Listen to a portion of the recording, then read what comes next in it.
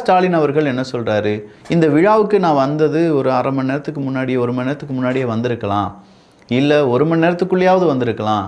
ஆனால் வழியெங்கும் மக்கள் வெள்ளம், அங்கே விவசாயிகள் இருந்தாங்க, பெண்கள் இருந்தாங்க, மாணவ மாணவிகள் இருந்தாங்க, இளைஞர்கள் இருந்தாங்க. எல்லாருக்கும் நான் அவங்கள வரவேற்றார்கள். அவங்க கூட இருந்து வந்ததுனால லேட் ஆயிடுச்சு. சார், இது ரோட் ஷோ தானே.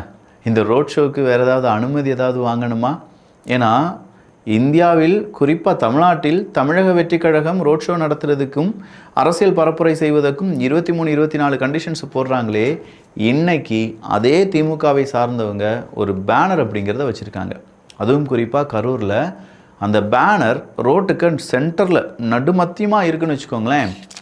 அதை அறப்போர் இயக்கம் ஃபோட்டோவாக எடுத்து இந்த பேனர் வைப்பதற்கான அனுமதி எங்கேருந்து எடுக்கப்பட்டது?